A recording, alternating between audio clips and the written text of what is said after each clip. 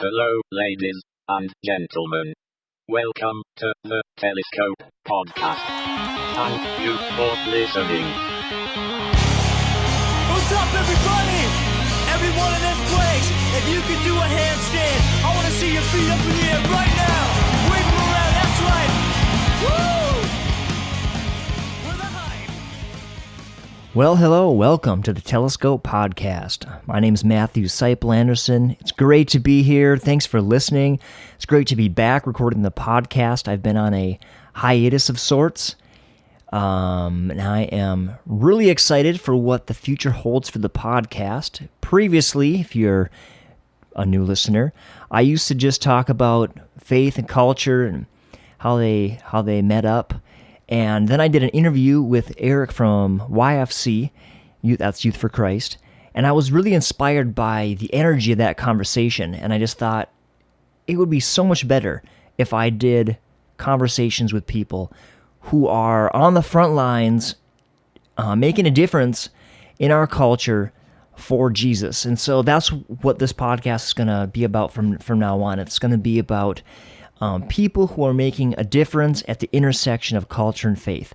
So I'm really excited to be interviewing some great people, some leaders, some artistic people who are doing things for Christ. So today, on this first podcast back, I interviewed some friends of mine from UMD's Chi Alpha. That's University of Minnesota, Duluth. I record in Duluth, Minnesota, or I live in Duluth, Minnesota.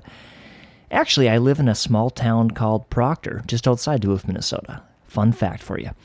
Anyway, my conversation today is with Grant and Danielle from UMD Chi Alpha Campus Ministry. Here's my conversation with Grant and Danielle. All right, I'm sitting here with Grant and Danielle from UMD Chi Alpha Campus Ministry. So thanks a lot for hanging out, you guys, and being my first interview back from my podcast hiatus. All right. So welcome. Thank Thank you you for having us. Yeah, and so you guys, just before we get too deep into anything, just give us some of your background. Like, how long have you been doing campus ministry and some of that kind of Why stuff? don't you start? Okay. Well, Grant and I actually met at UMD way back in 2003. So we were both involved as students at Chi Alpha in Duluth and had been involved with Chuck and Sally Havoc, who planted Chi Alpha back in 1994.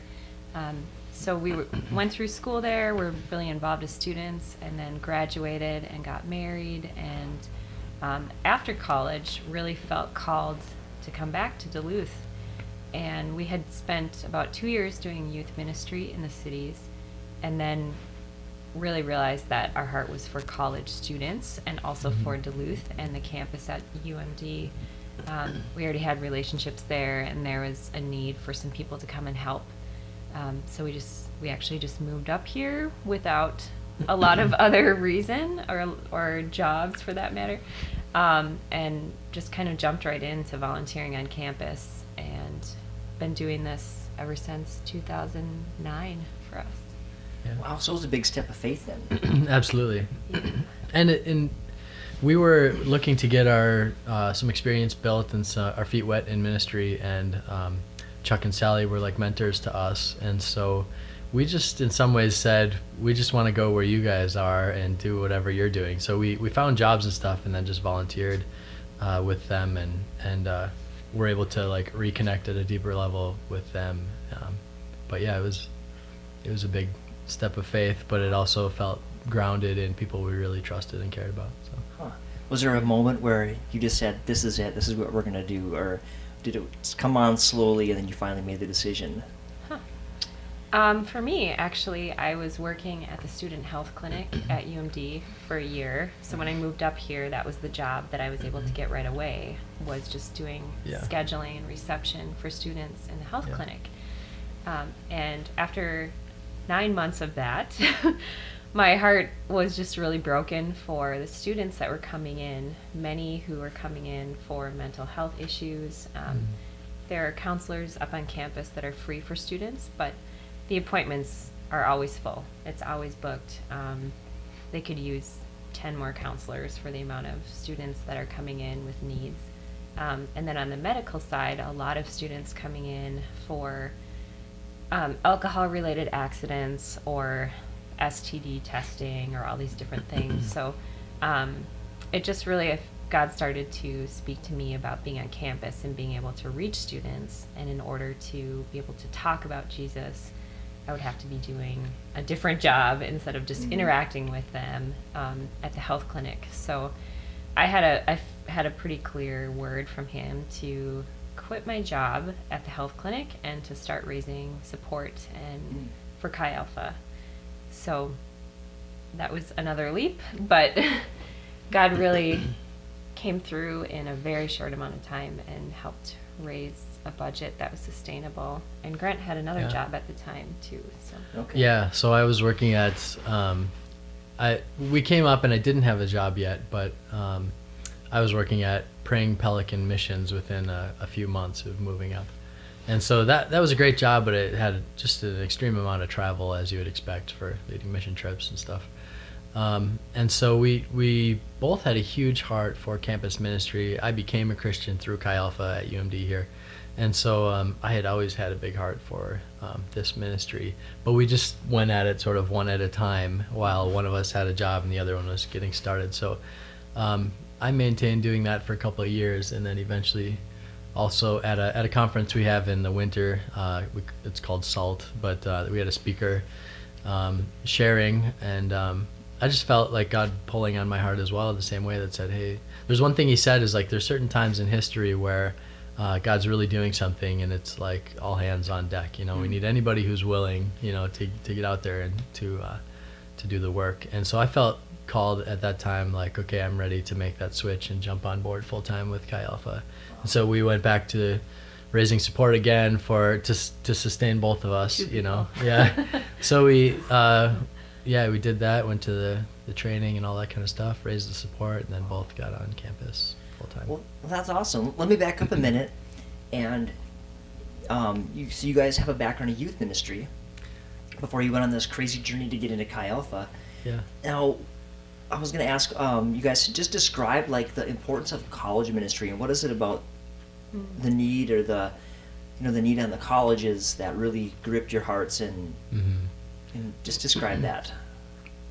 Yeah, so because I had become a Christian in college at the campus ministry, it was just obvious to me the need for it because it was so impactful in my life. And I was kind of wandering, kind of lost when I was a college student, just trying to figure stuff out. There was a point, like I had my real estate license and I was all about kind of going for the world's idea of success at the time. I even did it in my public speaking class. I even did a speech on I think it was on real estate and how lucrative it could be or something like that. So just all my sight was set on this one thing, and I felt like God just was starting to reach out to me for deeper things, and I was going through a little bit of a crisis from a past relationship and stuff, and I started meeting with a campus pastor every week, pretty much. And for 6 months, I did not become a Christian, but he just listened to me and offered just sound advice for anyone. It was biblically based, but it was applicable to anyone, anywhere. So that kind of relationship and interaction really, it set aside a lot of my skepticism toward faith and belief in God, and it also just encouraged me to trust God and to trust that Jesus was God's method for bringing people to him. And so obviously it was very impactful for me, and I just thought one of the best things I could ever do with my time would be to make myself available for college students who are for the first time away from their family, their parents, the expectations on their life maybe in high school and the friend groups they had, and they're asking new questions and figuring out their life, and all of the newness of going into college after high school just yields itself really well for discovery. Makes it possible for students to explore faith, ask real questions without fear of being judged or something for even asking in the first place. So having that resource is paramount, I think, to the the vitality of faith in young people, making pastors and other faith resources accessible for them. So that's kind of where my heart is. I think that's pretty impressive that campus pastor was able to really build that relationship over a number of months with you. Yeah. I think so many times as ministers we want to just like share the message of Jesus one time and have it stick. Yeah. But being willing to put in all that hard work. Yeah, he's very patient. Danielle, I was going to ask you, you mentioned that when you were working at the health clinic, you felt God was really showing you some things and breaking your heart for the students. What was that? What was happening at that time? Or what were you seeing that was kind of grabbing you? Yeah, I think for me, I just realized that it's the period in most people's lives, young adults at least, where they are really struggling out on their own, completely isolated. So I've heard this over and over from parents of college students before that, well, they were really involved in their church or their youth group when they were at home, and they're living with their parents, and they have a close friend group, and then they come up to campus and it seems like everything has fallen out for them. So they're feeling a lot more insecure. Depression and loneliness is really a big factor, and then just this need to have really high achievement has created a lot of anxiety and just the competition on campus. So in the health clinic, the depression and anxiety are the two highest percentages of mental health issues that seem to come out with students. And so just seeing those students come in who are just really struggling and feeling like they had no place to go. They didn't have a community of friends or a faith community or parents that were able to kind of be a support system for them. So the campus does a good job of trying to provide that.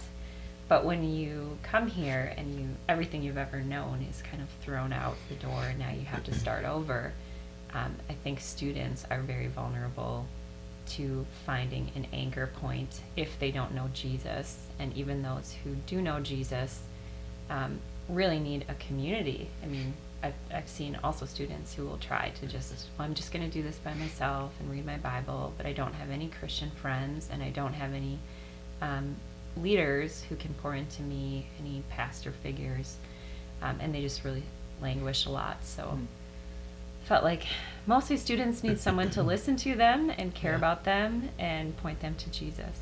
Yeah. So the strategic nature of campus ministry is, I guess, multifaceted. Because I was thinking as Danielle's talking too, one of it was satisfying this like impulse within me to like do something to make an impact. And because my life was impacted by this, I wanted to pour out in the same way.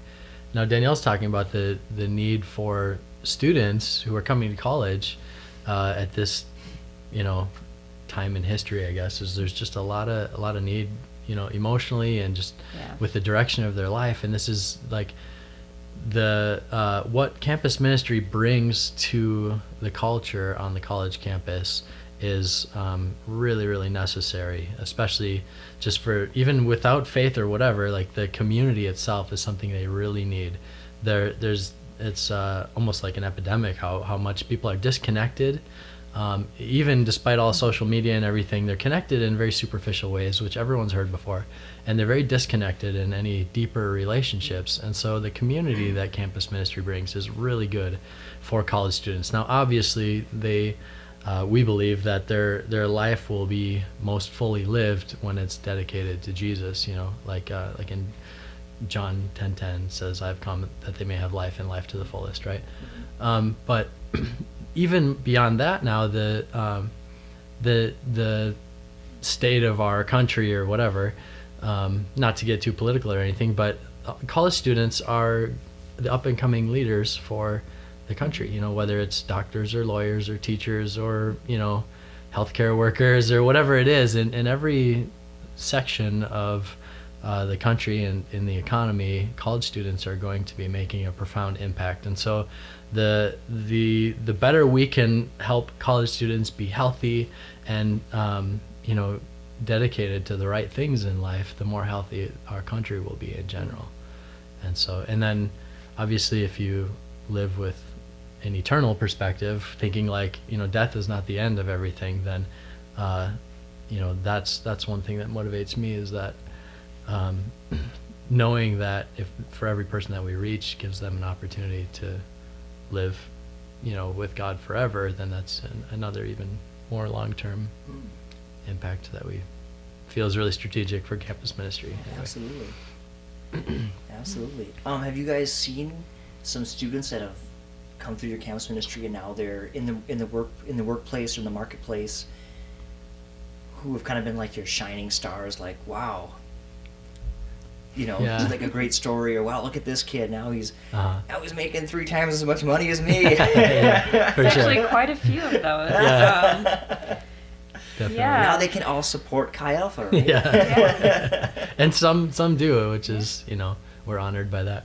Yeah. But go ahead. I think when students graduate, a sign of success, like feeling like we have done our job, is when they leave Duluth and they get involved in a church. Absolutely. Wherever they get a job, and they're involved in small groups, and we have probably 8 or 9 weddings a year between the the alumni students, all the time. but they're also making choices that reflect that their life was transformed when they were in college. So many of them are giving financially to their churches, or they're sharing their resources. They care about the things that the church cares about.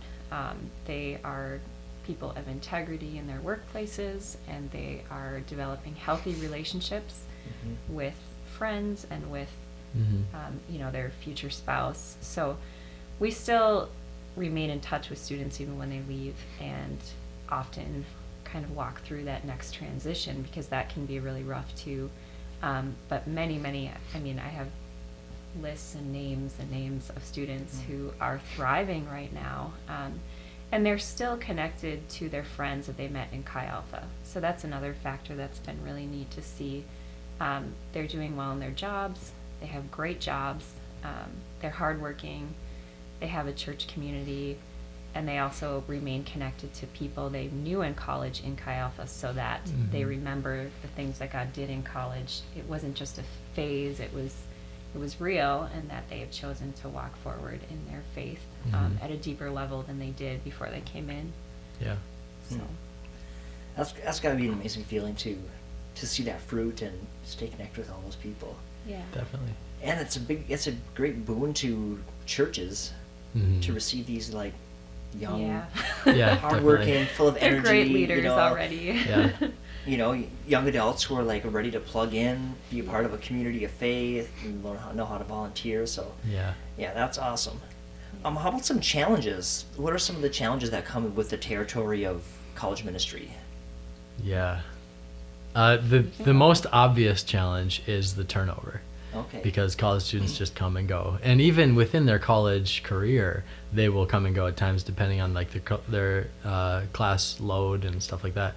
And so knowing that anyone that we fully get trained is going to be gone within 2 to 3 years just really keeps us on our toes. It's like, we're always training, we're always trying to raise up a new crop of leaders, because if we fail to get people into leadership and into a good biblical literacy and ability to lead small groups and stuff like that, if we fail to do that 1 year, then within 2 years we'll have nobody, and it's just not sustainable for us.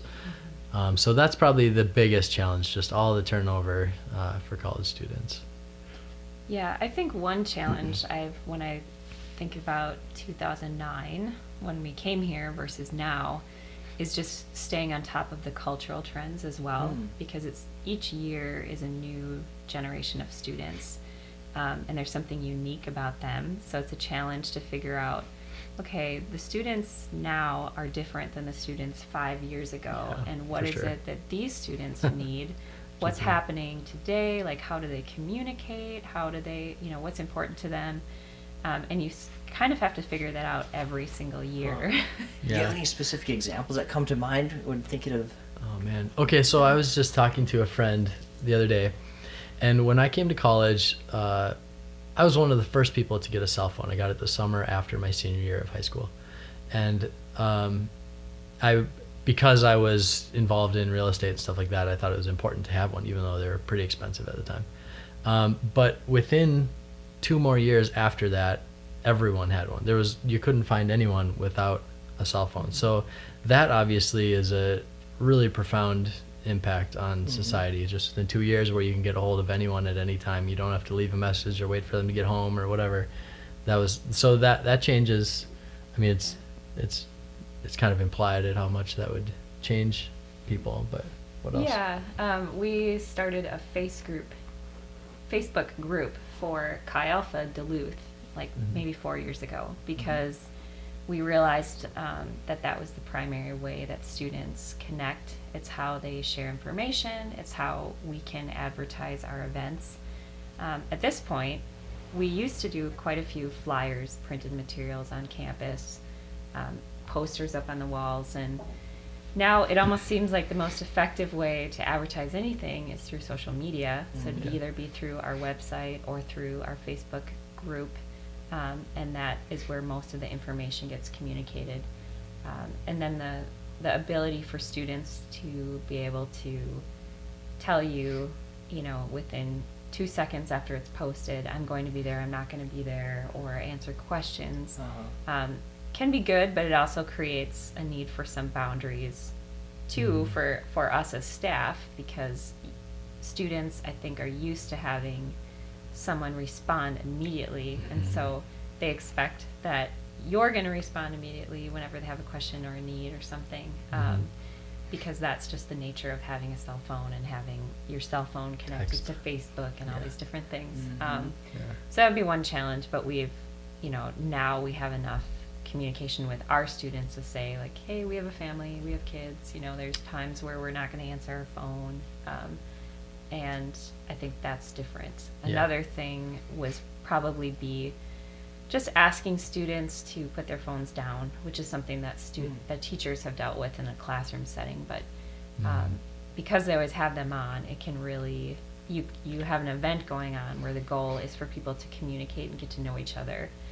And you look around and how many people have their phones talking to someone else who's not in the room, or maybe they just are feeling socially awkward, and the easiest thing to do instead of trying to form a new relationship would be to pick up your phone and look at something that's happening on there instead of talking to the people next to them.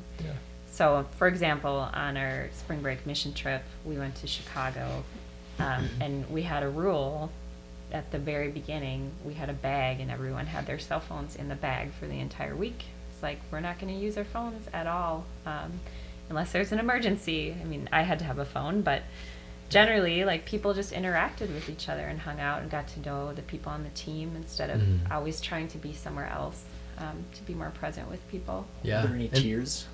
Any tears in the phones in the bag? They were amazing, actually. Trembling hands. I thought so, but once we got there, it seemed like they didn't miss it at all. They're ready for it. Yeah. Okay. We've been challenging our students in some of these ways lately too, and some of them have really been rising to that challenge. So they've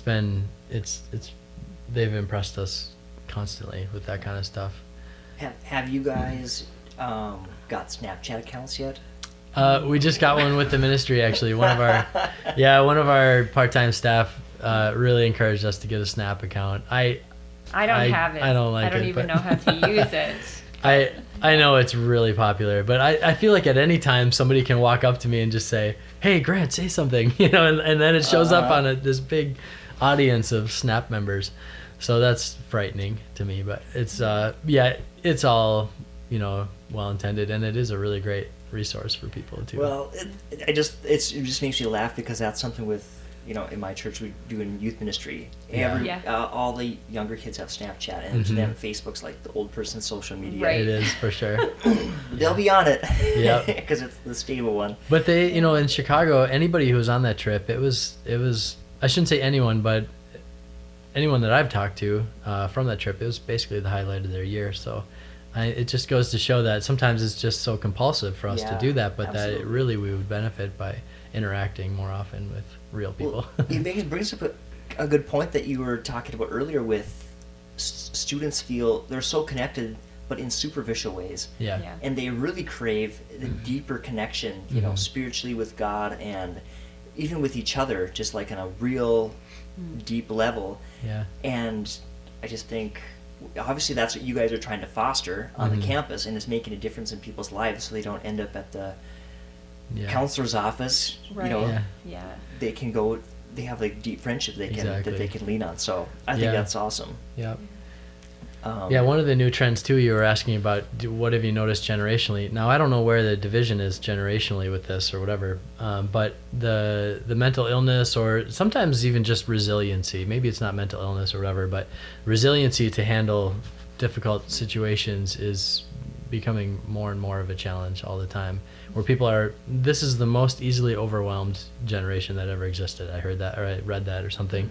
And from the health services, they in one of our meetings, they quoted that almost a third of students are on psychotropic medications, so that's a really astounding statistic, and so that all, just the ability to like deal with life and stress and responsibility is just a continual challenge, with our students. Hashtag adulting. Yeah, exactly. That's exactly what it is. Yeah.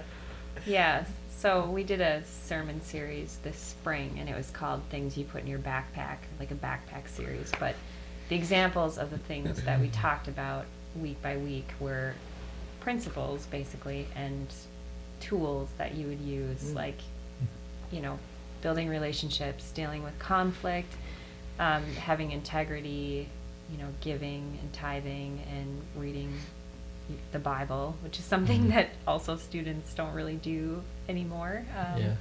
They have their phone, but it's not the same as like daily reading Bible for a lot of them. So just different things like that are supposed to be tools that can help them in every season of life to prepare for being an adult. Also, responsibility and keeping your word. These things that seems like have kind of gotten lost a little bit with the younger generation. I'm not sure if that's just because when they were younger, they had it taken care of by someone else. And so when they come to college, suddenly they're responsible. And that can be a really daunting challenge for people. Yeah. Wow. That sounds like a really good series. How about this question? What cultural trends are you fighting against?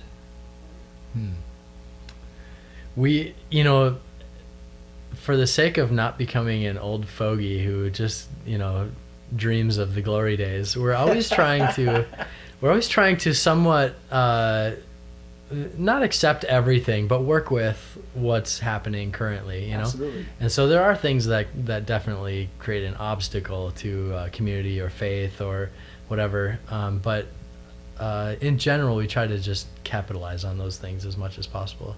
So one of the most obvious ones, we've talked a lot about technology, social media, whatever.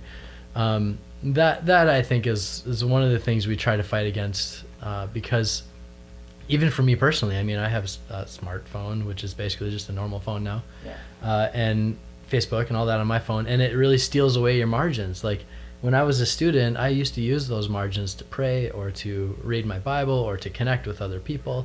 And now hardly 30 seconds goes by of real dead time where I don't fill it with something else, something more convenient.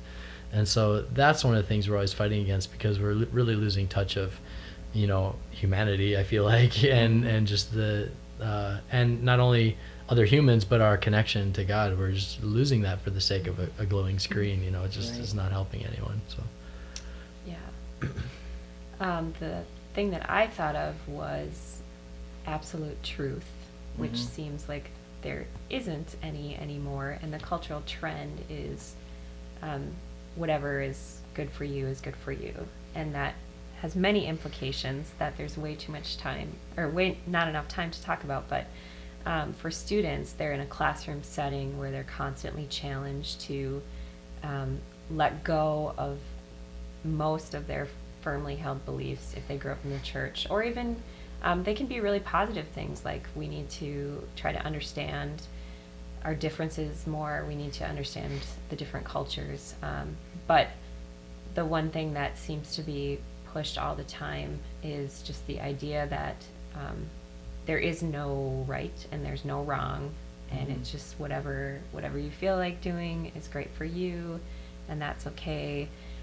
So the idea that there's a God or any kind of authority figure that has a moral guideline, which would be the best way to live. It seems like that idea has been lost for many people, and it takes a really long time for students to kind of realize that God isn't just interested in a bunch of rules for my life. His way is actually has a grand design to it that is going to be best for me, best for like my community, if we live the way that God is telling us to, and to love each other and do all of these things, then that is going to be the most fulfilling, the most peaceful, the most full of joy. So that has gotten lost, I think. I think that's a super good point. I heard a preacher say, I'm not going to be able to quote it exactly, but basically, universities now are teaching students that there's no right and wrong. But then when they go into the world and they actually live that way, we put them in jail. It doesn't work. Yeah. Because they cook the books or they do something wrong, and so it doesn't line up with the reality. At some point, behavior is hurtful and it's wrong. And Yeah, exactly. Well, anything else on you guys' heart you want to share about what's going on at campus ministry? Any highlights from this past year you want to share? Or well, Danielle organized a really cool experience for students regarding, is it okay if I just intro this for you without putting you on the spot?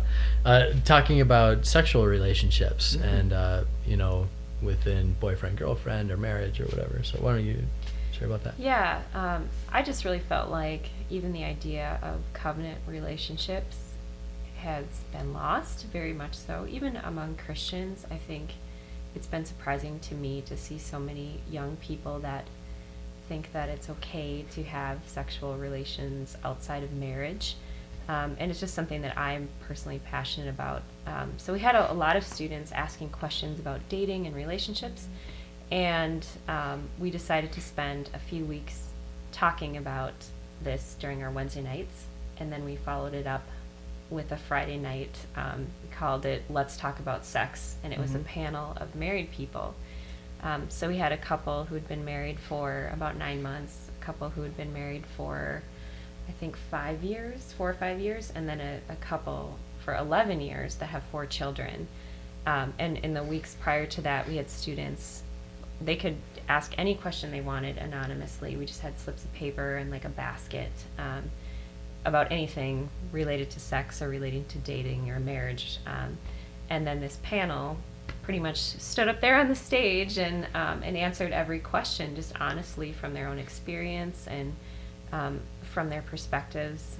And all 3 of the couples were married and they are Christian, and they but not all of them were even in a covenant relationship when they, like, some of them had been in other relationships prior to their current spouse. So they were just able to talk from their own experience about how having this committed relationship that was centered on Jesus was really the most fulfilling relationship, and talk realistically about some of the challenges that existed and the things that students can do right now to prepare for a healthy relationship in the future when they're thinking about marriage or thinking about a serious relationship with someone. What kinds of things make that relationship successful. So it was just really very open, very, very engaging, funny. The couples on stage just did a wonderful job of sharing their story and being really honest with students.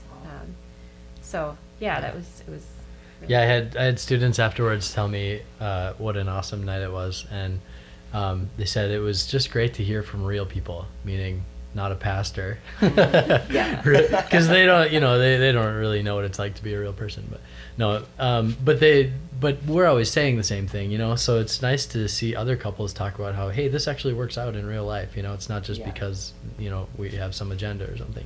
Right. Yeah, and then even in the sense, what students see on TV or in the movies, like how does that compare to real relationships that are, in real life, where you have kids and you have a job and you have all of these other in-laws, to just kind of have a more realistic perspective on how to have a healthy relationship. Well, that's huge, because I feel like a lot of people in that age group their expectations are completely out of whack. Yeah. And that can be really hurtful, Yeah. you know, and especially if you feel entitled Yeah.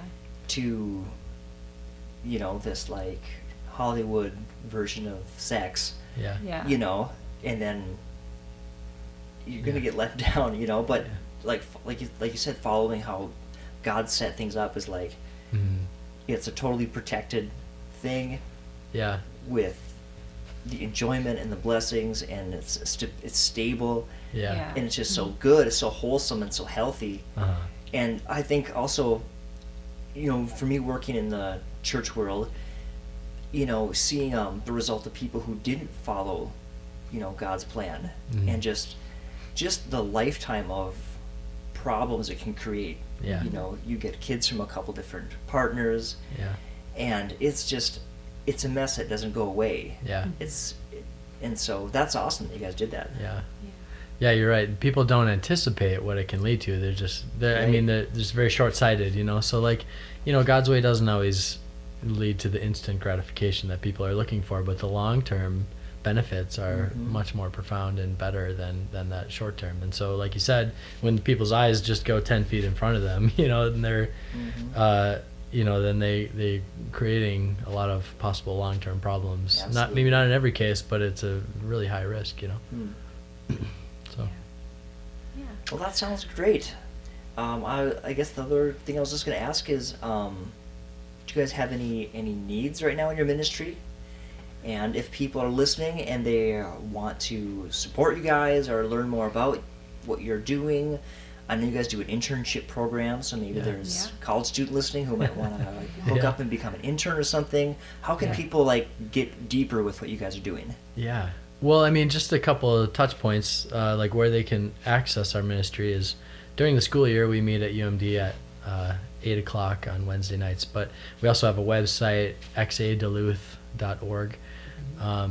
But really the needs that we have, I'd say, are prayer, workers, and finances in general. And so, you know, the more people that we can get praying for what we do day in and day out, and the college students that we meet, and any of the issues that we like already talked about, just praying for those things, for this ministry, for protection, for the staff against getting sick or having other issues crop up. You know, sometimes it seems like, wow, we have like more things happen to us than the average person, you know. And what is that? I don't know exactly. Some people would call it like spiritual warfare or something. But so we're just praying for protection for us, but and for workers, you know. I mean, we have a couple people on staff, but man, we could always use more. And the internship is a great way for people to get trained to be staff with Chi Alpha. But we also have people who can just give, like, you know, half-time or maybe raise support half-time and work a part-time job, that kind of thing. And then, like, finances are obviously always a need, you know, for an operating budget, but also for staff. We have 3 of our staff are really underfunded at this point, and one of them just got a job part-time to help, you know, just pay the bills and stuff. But they're so passionate about college ministry that they keep doing it. And so sometimes we have to say, you need more income, you know, because this is not sustainable long term.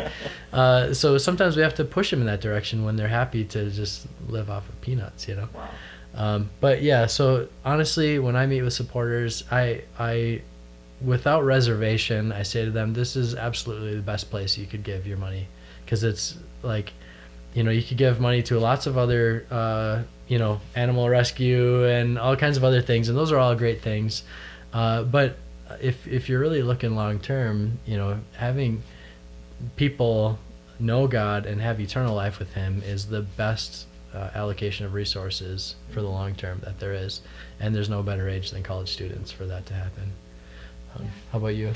I think also just the idea that every student would love to have a mentor, and there's only how many staff, and we have our, you know, like administrative tasks and all these different things. But really, when you sit down with a student, they would love to just talk and talk and talk about their life and ask you questions. And so some other college campus ministries have a group called like a fan club, which would be people in the community that are passionate about college students. And then maybe they would pair up and sort of adopt a student where they would be able to just talk with that student, connect with them once a month, or have them over for dinner.